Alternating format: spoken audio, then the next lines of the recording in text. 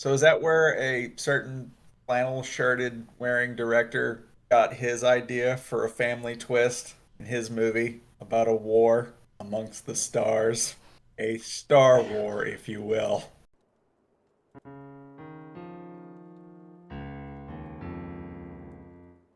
Welcome to Terma Boys Podcast. I'm your host, Cody. With me in second chair is the boy who's known for his advanced dragonfly piloting abilities. It's Jeremy. Apparently, everybody can pilot those things. With me in third chair is the boy who's consumed all the spice, so he is the universe now. It's Ryan. What's going on? Today, we're going to be doing something unique by doing what's called a double feature in our Blockbusters Boys series. We'll review Dunes Part 1 and Part 2. As a side note, we originally recorded Part 1 separately, but the hard drive that contained the raw footage for that is now lost to the sands of time. Tragically, he was assassinated. Cody, you didn't catch a hunter seeker that went in there in your room? It was too small to catch Jeremy. If I would have grabbed that thing, I would have grabbed the needle and died. You sacrificed your hard drive. So, just as a side note, our previous review was Dune 1984. I highly recommend people watch that if they haven't yet. As another side note, there will be major spoilers for Dune Part 2 in this review. If you've watched Dune 1984, you know exactly what you're about to get. So, Jeremy, during our last review, you're kind of the odd boy out. Mm-hmm. You didn't like the movie as much as me and Ryan did. Correct. But you did like the second part, which we both hated, which was just the montages. I'm totally the odd boy out. So, Jeremy, what are your first thoughts on the two movies? Part 1 blew me away. It was essentially the same story as 84, but just told so much better. And it was able to my interest was captivated the entire time. Like, it was a phenomenal movie. As for 2, blew my expectations out of the water, not gonna lie. What about you, Ryan? Part one, I really loved it. It was visually stunning. Stories were great, characters were great, cast was stellar. The second part, I really liked it for the most part. Oh no, there's that phrase. We'll get into the most part, right, Ryan? Yes, we will. I'm looking forward to it. Does it have anything to do with shields? I swear to God, don't even start that right now. Actually, no. Oh my God, that's mine. And you know exactly what I'm going to go for. Uh-huh. All right, but before we get into that, my first thoughts. Well, let me tell you a little story on Dune, at least Dune Part One. So me and Ryan, we always hang out on Black Friday. A few years ago, before Dune Part One was gonna come out, I asked Ryan, like, "Hey, Ryan, you excited for the new Dune movie?" And Ryan just looked at me. He's like, "No, I am not excited." He didn't give two shits about the movie, but I was like super For excited. that franchise. Well, a few weeks later, I saw it, and Ryan, correct me if I'm wrong, didn't like one of your coworkers drag you to the part one? Yep. Yes, he did. Well, Ryan goes to me, he's like, "Oh, did you see, dude? It was so good." And I was like, "Oh, it was average at best." Yeah, it's a twist ending. Yeah, there's your twist. I'm not Shyamalan, I couldn't have predicted that one. Uh-uh. Now, rewatching it, I don't know what was in my going through my head, but I enjoyed part one a lot more. Rewatching it, like some of my criticisms I talked about, I think in our '84 review about like architecture and stuff. It's not as colorful, but it's there, and especially when you get into Dune Part Two, like you can really start seeing like the architecture and everything. The visuals in Dune Part 2, certain world blew my mind. Yeah, you could tell they knew that they had gotten a hit with the first part and went and doubled down their efforts on the second part. But my personal feelings is Dune is the Empire Strikes Back of our time.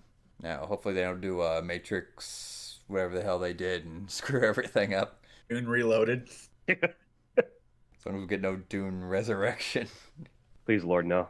So we've already discussed it a little, and I've got some follow-up items from our last reviews. So, Jeremy, what were your thoughts about the combat in these movies? I like the idea behind it, like forcing a lot of like martial artsy stuff. I cannot stand the fucking shields. They're the most useless thing, and it is even more evident in Dune Part 2. You could tell they just gave up on the damn shields in Dune Part 2. Well, correct me if I'm wrong. Feyd had one on, right? When they introduced Feyd. There was only like 2 times in the movie where like the shields were even relevant. Like every other time, it was they were Right. pretending they didn't exist. But Like it worked for the Feyd. yeah, it worked. It's plot armor when it needs to be. That's the problem. If for anyone unaware, in the books, here's the rules of the shields. The shields deflect any kind of fast or like medium speed. If I throw a rock at you or if I shoot a bullet at you, it's going to deflect the bullet or the rock. So you have to move. You have to move a knife slowly through it, kind of like a killing move, a slow killing move. Otherwise, it's gonna like a fast sword swing is gonna bounce off of it. Unless you're Gurney. Lasers cannot be used in this world because if a shield hits a laser, it causes like a nuclear explosion. I don't know how big, but that's what happens. We had a follow up item of the last time. Drill guns. Drill guns do exist in these movies. Drill guns are effective, but in Dune Part One, they give Duncan Idaho's character like actual death, and he doesn't die to the drill gun this time, but he just still does die. It was an epic moment. But the shields like they really matter in like Dune Part One, and then as soon as you get to Part Two, it seems like it only exists for like plot armor. Like when they need to take down like the helicopter with the like RPGs, and when Fate is first introduced. Like other time they're just swinging their swords, and they're effortlessly piercing the shields. And then there's the opening scene where the guy goes, "Should we put our shields up?" And the guy's like, "No." It's like, what the hell was that? Like the whole idea behind the shields is to get the combat like looking like it's hand to hand sword fighting and martial arts, like you already said, Jeremy. But since they made the shields so irrelevant, I don't know why they're not using like Gatling drill guns in this. I mean, they're using laser guns to like cut the like spice extractors apart. Those are beastly lasers too. So they clearly don't care about like nuclear explosions. Not at all. What are your thoughts, Ryan? Um, yeah, I would concur with all of that. I hit the nail right on the head then. Sure did. No drill gun needed for that one. Now, Jeremy, I remember last time we told you Duncan Idaho. He's pretty much just a cameo appearance in the first movie. First time you see, he's like, "Hey, Duncan, how you doing?" And waving to each other, and the next scene he's dead. You see him die. You're left wondering, who the hell is this character? What did you think of his character in Dune Part One? Like I said, this time around, I could get more emotionally invested because I was just everybody had good character arcs or there was good building of the characters. I love Duncan Idaho in part one. I'm not a huge Jason Momoa fan, but I thought he did great and he did it was killer for that role. Yeah, they give him like a really good script. Well, I mean, the script's good, the casting's excellent. Like I think you've already said, or at least Ryan said. Someone said it. At least with these Dune movies, they never get like a bad cast. Always spot on, even from '84. But we don't get a cul-de-sac mullet from I was disappointed to see that. Jeremy. Really wanted to see it. Come on, Josh, he could have done it. You know what surprised me? If you remember, we mentioned during the '84 review that the first 90 minutes of the movie felt like part one, and then afterwards it turned into like a 45-minute montage. I assumed that montage only happened because they were trying to cut down like 4 hours into, well, the remaining 2 hours and however into 45 minutes. But Dune Part 2 is pretty much a montage. Did you boys notice that too? Yes, and I want to sing that South Park montage song. I actually was singing that to myself during I was watching in theaters. Gonna need a Sure. montage. Sports training That's montage. that's South Park or Team America? I think it's Team America. It's both. Is it both? Yep.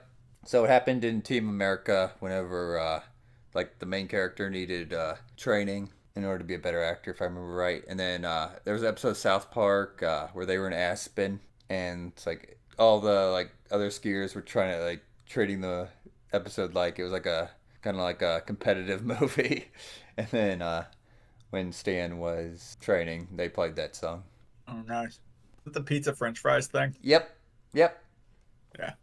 I don't know how good I'd be at skiing, but I always remember the pizza French fries. Hungry now.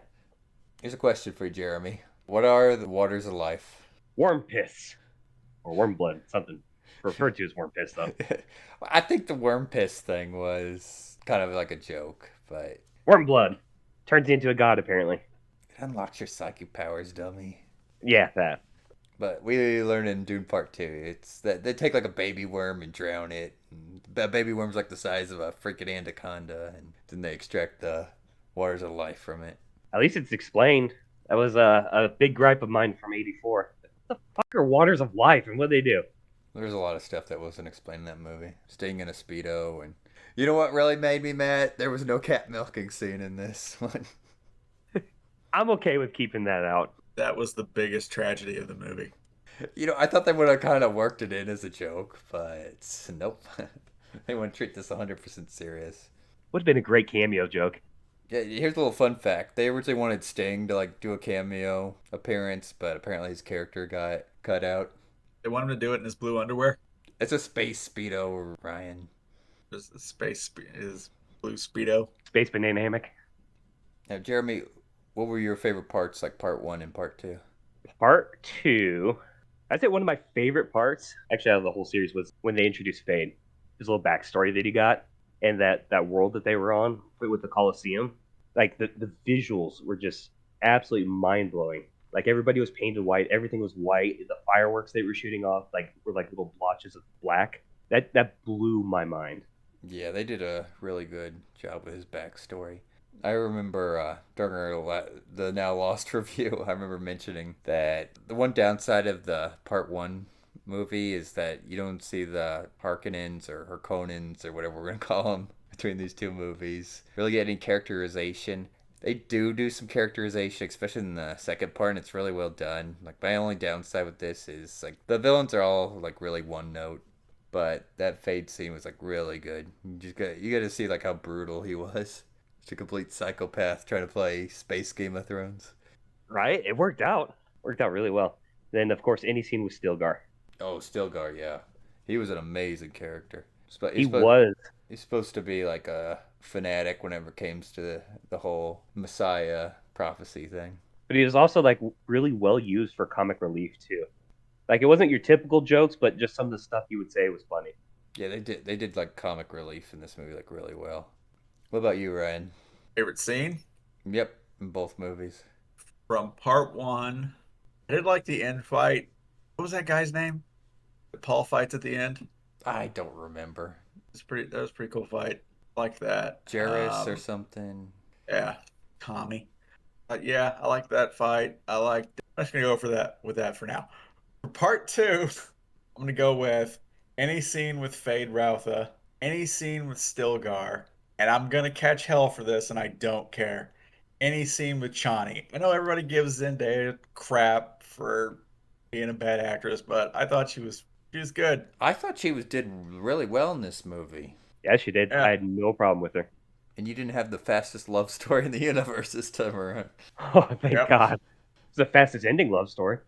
No, they had some good build up. There was actual time in between, you could tell. Well, Paul had to do the political marriage thing. Jesus. A lot of space politics. You know what these movies really taught me? Gentlemen, what is the root of all evil? Spice, apparently. Spice, okay. We could go with that. Sand. Yeah, that's definitely an enemy. Religion. Go ahead and say it. So Jeremy, here, I'm guessing you're not gonna be part of my religion. It involves worm shit and worm blood. No. Well, maybe. It's called Nexium Part 2. yeah, for anyone who doesn't know, Spice is worm shit. We kind of cleared that out last episode, but they don't really explain it in these movies. The first movie, I'm gonna say like Duncan Idaho had so many good scenes because he was such a well played, well established character in this one. So my favorite scene is whenever they're in the throne room and Stilgar spits on the table and Duncan's like, whoa, whoa, whoa, whoa, that's like really a high honor here. Really great. Now, Jeremy, I know you mentioned in our 1984 review the whole suit adjustment scene that didn't make a whole lot of sense. What did you think about it this time around in part 1? They explained it a little bit better for me, as with everything else in Dune Part 1. Yeah, I told you, man. They really take their time. Basically, everything that lost me in '84 was explained or taken care of getting through Dune Part 1. It was just really well done. Yeah, they paced themselves really well, told what they really needed to do. They cut out some stuff like the navigators. They mentioned them like once at the beginning of the first movie, but we never get to see a navigator in the two parts, and I know they're not mentioned in the second part. And for anyone who doesn't know, this movie's kind of setting up for a part three, so 100%. I think they're gonna introduce the navigators in the next movie. Think we could have a very dark Dune Part 3, and I'm here for it. Now, Ryan, what is walking without rhythm? That for me. Yep, your name's Ryan, right? You cut out when you said my name. uh, Um, Walking without rhythm is what a lot of white people do on the dance floor. It's also walking in a very funny way so as not to attract the giant worms in your giant desert planet. yep, they explain it and show it this time around, especially in Dune Part 2. Yeah. They have a whole scene where Chani's like showing it, like, you walk like a drunken lizard. And we That slowly was a great watch. line. Yeah, slowly watch the Paul just conquer the desert through Yeah, that was. montages. I was gonna say that was the one thing. Like, I was excited to see him like travel at night or whatever through the dune, or like get his desert experience. But then it cut straight to guerrilla warfare. Like that caught me off guard a little bit. Yeah, like I said, it surprised me when I found out that the movie was a montage and 84 wasn't playing around with that. I kind of wish they would have divided them up into another movie. Maybe made this one like slower, where we see Paul like learning this stuff, and then we see like more like guerrilla warfare. Like it turns like some of the battles where they're fighting against the spice collecting machines into bigger battles, but unfortunately they didn't. It's not like the movie's bad because of it. No, no, it did a good job of using its montages. But still, I would have preferred, like you said, Cody. I would have preferred to see it played out. Now, Ryan, what were your gripes with the movie? All right. Full disclosure, I'll probably have to see this a second time because I was a little annoyed during the movie. The reason I was annoyed is because I have an overactive startle reflex. I jumped like a son of a bitch during this entire movie. So, my gripes, though minor, are one, I felt like the Harkonnens were not at their Harkonnen best during this movie. And I know they weren't on their A game. A couple of characters exit the movie kind of a little too easily for my taste. You wanted just And desserts. yeah.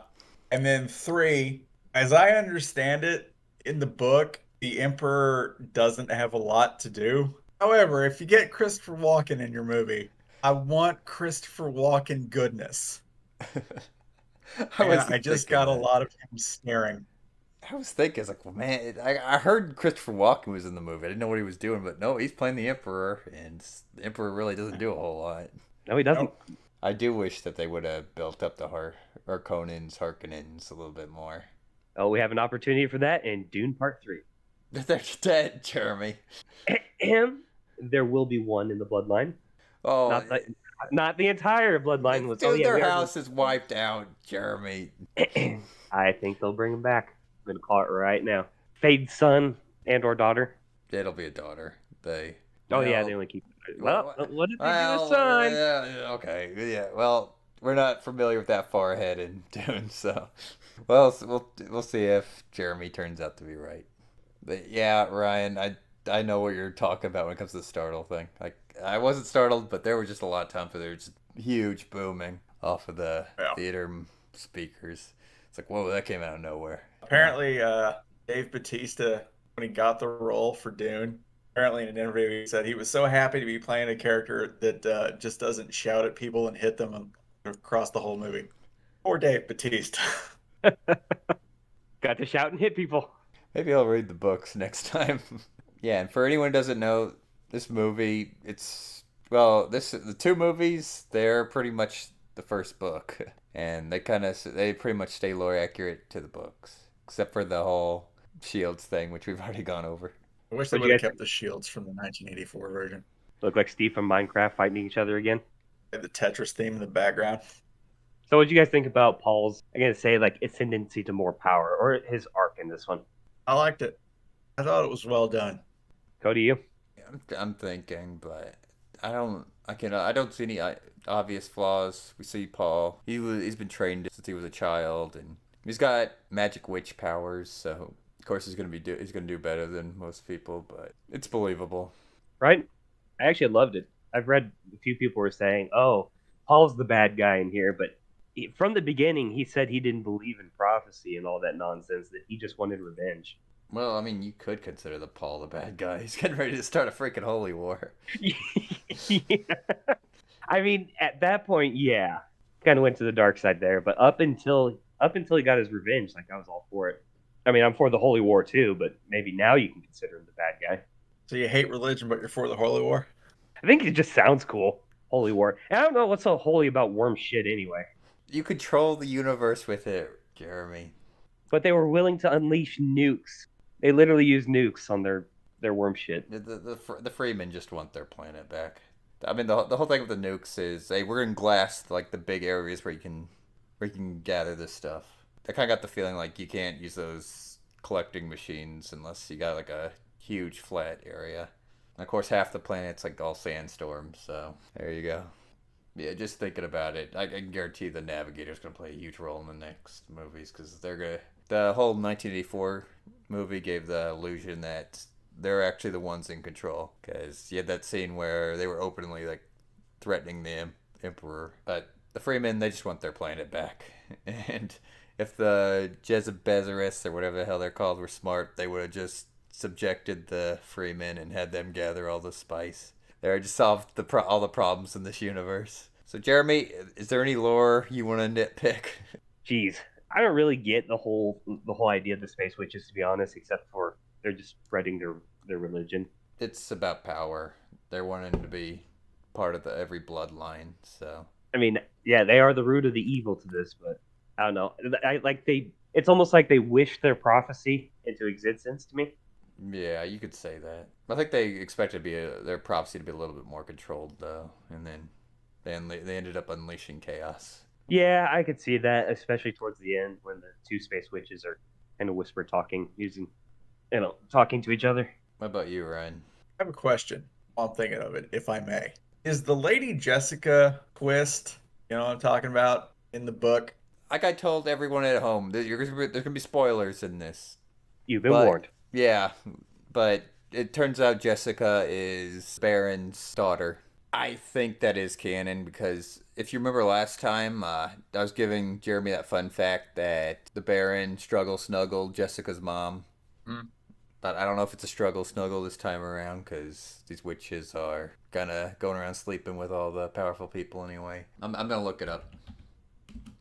Yep, that's canon. It's canon. It's canon. Yep. So is that where a certain flannel shirted wearing director got his idea for a family twist in his movie about a war amongst the stars? A Star War, if you will. Well, Star Wouldn't Wars surprise me. is based on Dune, and Dune is based on Uh, Lawrence of Arabia. So people should have probably saw this coming. I don't know why I'm giving it so much shit. I love Star Wars. I love early Star Wars. Or yeah, there we go. I was gonna say, I absolutely love early Star Wars. But like I already said with my lore nitpick, I just solved your problem.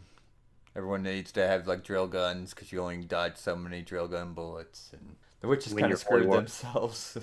And honestly, we saw baby worms. If Spice is worm shit, they need to grab some baby worms and throw them in desert planets all over the universe. There, I just solved all the problems in this universe. No prophecy needed. Fremen can have their shitty planet.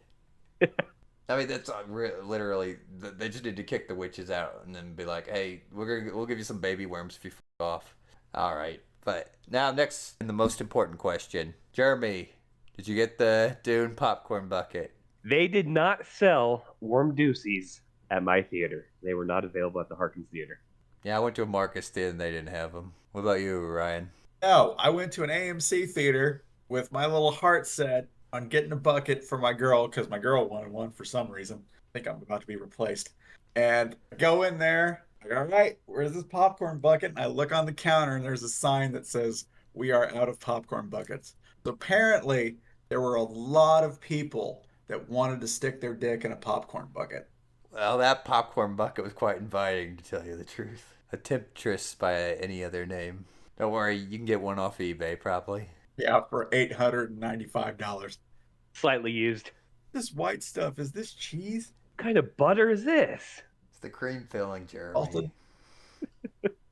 All right, Jeremy, passing topic on to you. The Emperor's ship. Did you guys think that looked like a giant Pokeball? Not really. Yeah, I did. Totally thought it was a I kind Pokeball. of did. I was like, I see it as a giant space Pokeball. The Emperor really screwed up by stepping in. He shouldn't even, there's another lore fail. It should have been like, I'm getting the fuck out of here. I ain't dealing with this. Right? Or at least bring some more troops. He went there surprisingly unguarded. That's all I got. All right, Ryan, pass the topic on to you.